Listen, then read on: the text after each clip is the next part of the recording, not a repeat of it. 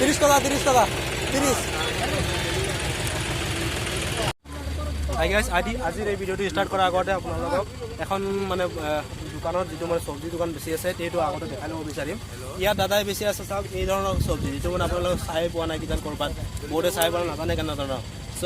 এই ভিডিঅ'টোৰ পৰা আপুনি গোটেইখিনি যাব পাৰিব যে ক'ত কি কৰা হয় আপোনালোকে এইটো চাওক আপুনি এনেকুৱা ধৰণৰ চব্জি কেতিয়াও চাই পোৱা নাই কিজান দেখাত ৰঙালাও কিন্তু এইটো ৰঙালাও নহয় আৰু এই চাওক এইটো দেখাত কালাৰটো চাওক ডিফাৰেঞ্চ কালাৰ চ' ইয়াত অলৰেডি চাইছে কিমান মানুহ আহি ভিৰ হৈছে ৰাস্তা কিনাৰত দাদা ইয়াত কোনো মাৰ্কেট নহয় কোনো ৰাস্তা হয় ৰাস্তাত অহা যোৱা কৰা সকলে মানুহে কিনি আছে এই বস্তুটো আৰু এই বস্তু আপুনি পাইছে নতুন বস্তু চাই পেলাই ইয়াতে কিনি আছে চ' এই ভিডিঅ'টো ক'ৰ পৰা কৰিছে দাদা ইয়াৰ পিছফালে খেতি আছে এইটো মই আপোনালোকক ভালদৰে দেখাম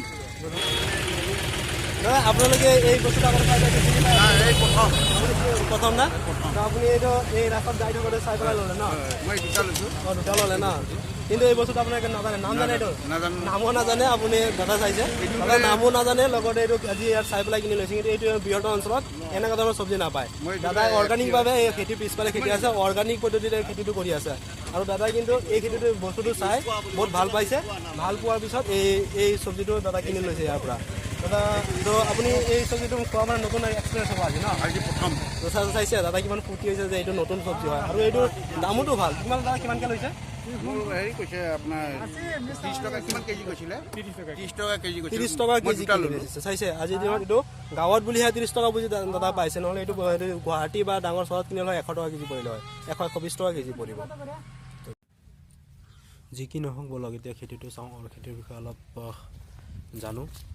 চ' পোনপ্ৰথমে মই আপোনাৰ কথাটো কওঁ যে অসমৰ বিভিন্ন খেতিয়কসকলে খেতি কৰি পেলাই লাভান্বিত হ'ব নোৱাৰে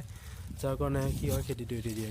ইয়াৰ মেইন কাৰণ হৈছে যে আগতে কৰি থকা খেতিবোৰ যি বহুতে কৰে সেনেকুৱা ধৰণৰ খেতি কৰি থাকে নতুন নতুন খেতি নতুন নতুন টেকনিক ইউজ কৰি খেতি কৰিলে যিকোনো খেতিয়কে লাভান্বিত হ'ব পাৰিব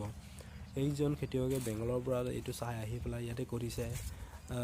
বহুত ধৰণৰ নতুন নতুন খেতি কৰিব বিচাৰে কিন্তু সিহঁতে নাজানে ক'ৰ পৰা কি পোৱা যায় এইকেইটা বস্তু ক'ৰ পৰা পোৱা যায় আৰু টেকনিকটো বিশেষকৈ টেকনিকটো নাজানে চ' মই এই বস্তুটো আপোনালোকৰ ওচৰত লৈ আহিলোঁ যাতে আপোনালোকে চাই পেলাই নিজে আৰু নতুন খেতি কৰাৰ কাৰণে উৎসাহিত হয় আৰু নিজেও আপোনালোকে নতুন যিমান নতুন ধৰণৰ খেতি কৰিব হাইব্ৰিড কাল্টিভেশ্যন কৰিব আপোনালোকে ভাল প্ৰফিটো পাব আৰু আপোনালোকৰ প্ৰফিট হ'লে লগৰ আৰু দুই এজনে চাই পেলাই খেতিটো কৰি পেলাই তেওঁলোকে লাভান্বিত হ'ব পাৰিব গতিকে আশা কৰোঁ এইটো ভিডিঅ'ৰ পৰা আপোনালোকে বহুত ভাল এটা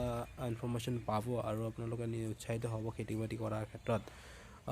ইয়াৰ পিছতো ধৰক কিবা আপোনাৰ কিবা দৰকাৰ পৰে কিবা টেকনিকৰ দৰকাৰ পৰে বা কিবা সহায় সহযোগিতা দৰকাৰ পৰে কিবা জানিব বিচাৰে আপুনি মোক কমেণ্ট কৰিব পাৰে তলত এতিয়া খেতিটো চাওঁ মালচিন বুলি কয় যিটো আপুনি চাইছে এইটো মালচিন বুলি কয় মালচিনটো বেড বনাইছে ধুনীয়াকৈ বেড বনাই ইয়াত এটা ফুট বনাই আপোনাৰ ধৰক 3 ফিটৰ মিনিমাম 3 ফিট দূৰত এটা গছ লগাইছে আৰু ইয়াত চাওক ইয়াত লাগি আছে ইয়াত বহুতো হৈছে এটা গছত দাদা কোৱা মতে 10 কেজিৰ ওপৰত হৈছে 10টা 12টা পিচ হৈ থাকে 10টা 12টা পিচ হোৱা মানে কি মানে 10 কেজিলৈকে পাই যায় পাৰ গছত চ' এইটো 30 টকা ৰেটত বেচিলে পাৰ গছত 300 টকা মোটামুটি আহি যাব মোৰ মতে আৰু অলৰেডি মই আপোনাক কৈছোঁ মই এইকেইটা খেতিত অলৰেডি হাইব্ৰিড কাল্টিভেশ্যনৰ ওপৰত কোৰ্চ কৰি আহিছোঁ চ' এই মালচিনখনত আপোনাৰ যিটো খৰচ আহে মালচিন গুটি আৰু লৈ পেলাই চ' এভাৰেজ গৈ পেলাই ইয়াত